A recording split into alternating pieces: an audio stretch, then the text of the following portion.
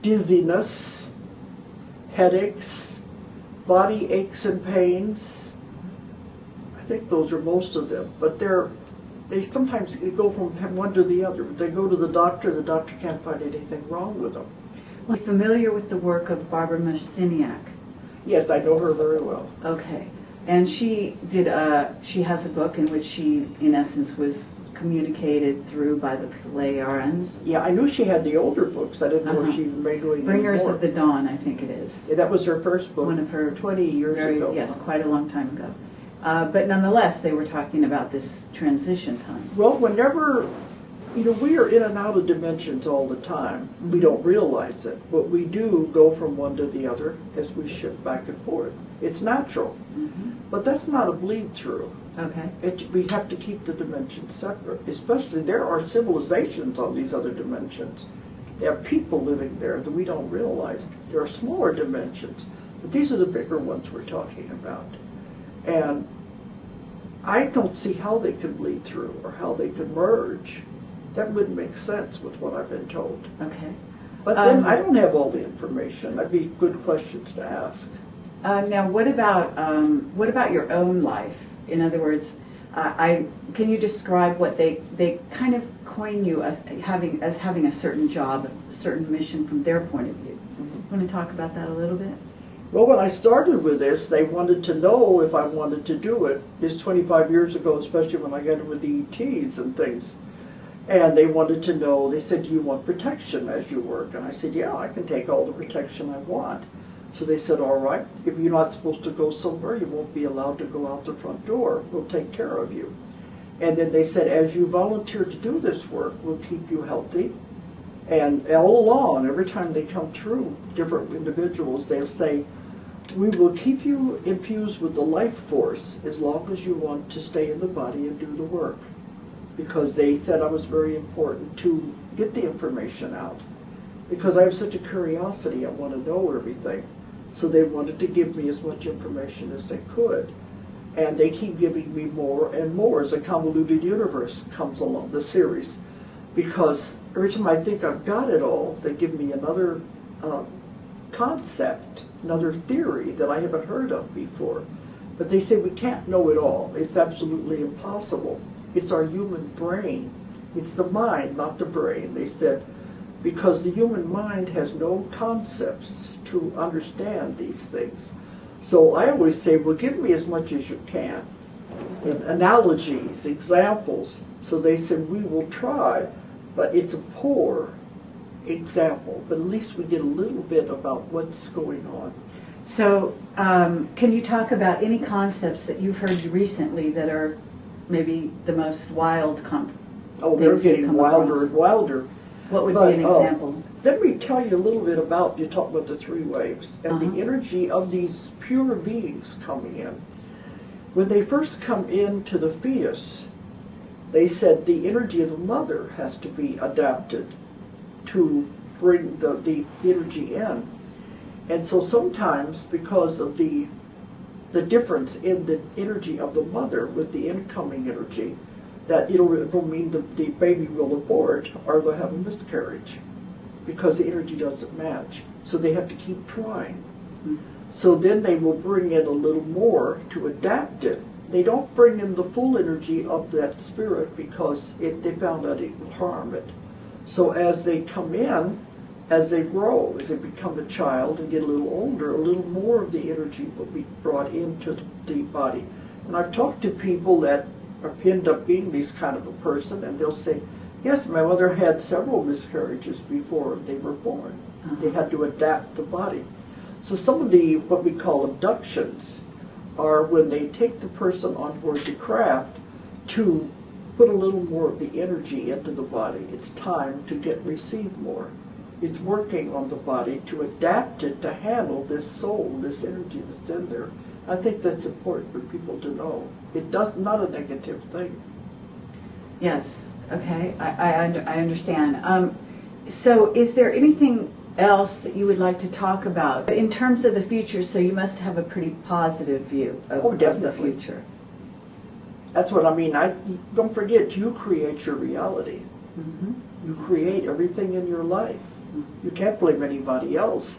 If you don't like what you have in your life, you can uncreate it. Yes. That's the important thing. And I think that's a very important So if you want to concept. live in a positive, beautiful world, that is your reality. If you want to live in the world where everything negative is happening, that's your reality. You have a choice. Okay. But they did say in order to go, if you're going to go with the new earth, there's two things you have to do that are very important to help change your vibration. The first thing you're going to have to do is get rid of karma. Karma is what holds you to the old earth. You've got to get rid of the karma out of your life. Well, that means you're going to have to forgive and release it and let it go. It doesn't matter if you came from a bad home where your parents treated you horribly. Let it go. It doesn't matter if you've had a bad husband. Let it go and release it. Okay, we're off.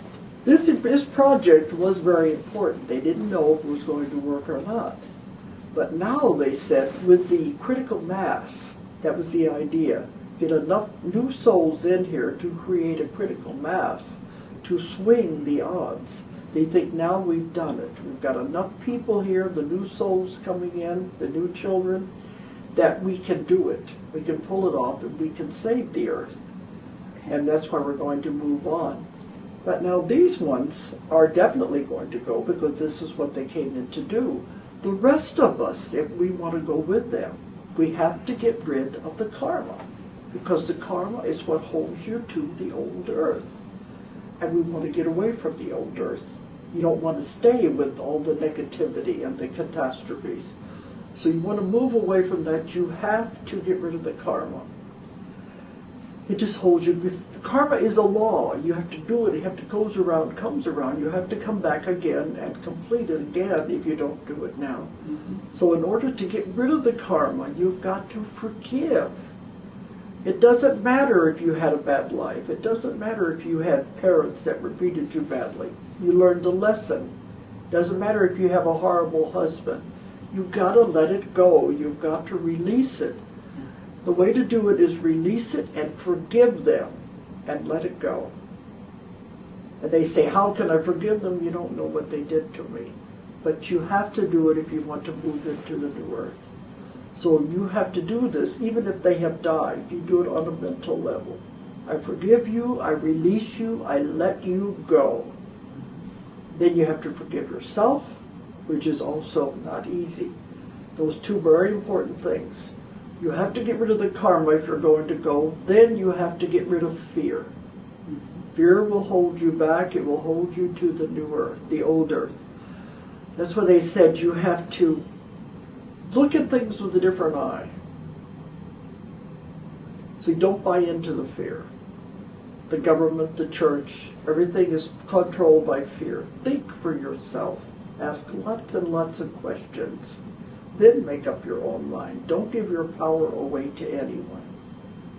Okay, well those are wise words, and I That's what they appreciate wanted that. us to know. If you're going to go, you have to get rid of those two things to change yourself, to move. Well, that makes perfect sense. Is there anything else that perhaps they've told you or that you think maybe in other interviews that you haven't had a chance to really reveal that you would like to? They've told me so much. That's the thing. I understand. Because that's what it is. It's taking your baby steps to get into this. Mm-hmm. Because when they started out with me 30 years ago, they said it was like spoon feeding. They can't give you the whole thing at one time. Uh-huh. They said it's just like a baby. You don't give a baby a 3-course meal. Sure. You start out giving a baby milk, cereal, crushed vegetables. You don't give a baby a steak. So you can only give it what you can handle at any certain time. What about the what we call the powers that be? Have they talked to you about the powers that be and how they will make the transition or not make the You transition? mean the government? Yes, the government. People that have actually done, had an agenda on the planet, imprisoned people, basically They've used created karma. and abused people. Exactly. They've created karma, so what do you think they're going to do? Okay, well, I just wondered if they had been more specific in regard to some of these people. They've talked a lot about those because that's what they said, don't buy into it. Mm-hmm. Don't listen to what they're saying. They're trying to create fear. Sure. They're trying to get rid of the population because they can control you as long as it's a certain number, but it's gotten so big they can't control the people anymore.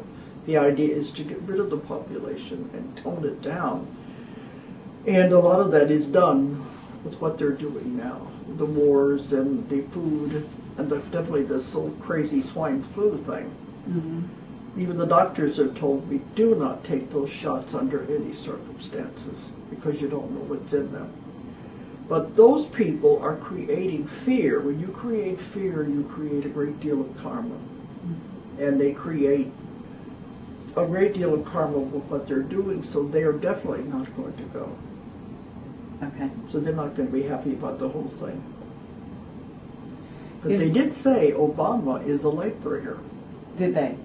Okay. He's got a new big job cut out for him. Uh-huh. But that he's not one of the others, so that's important. Sure. He's here at a very important time. And do they give you information about what might happen, in other words, steps, that things, events in the future, certain events? Well, I've written 3 books on it.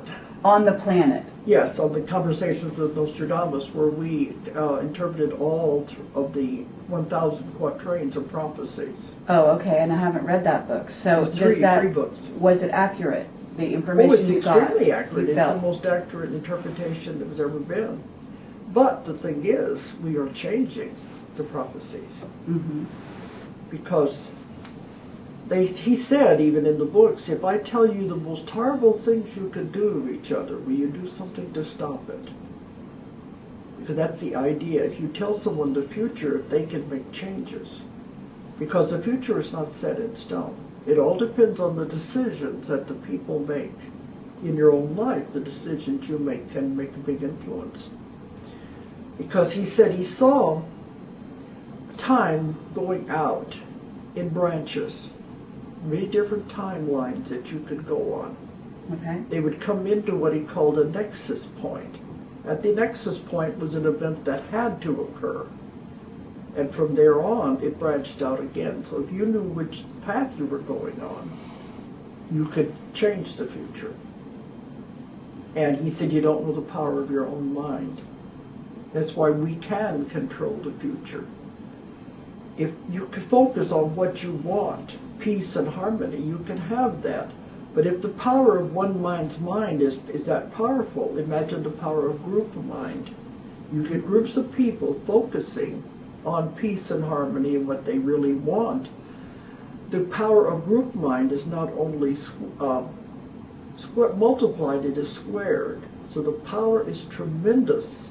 And that's what I've been doing for the last 20 years, traveling all over the world, getting people to focus on that, and we can change the future. And that's what we're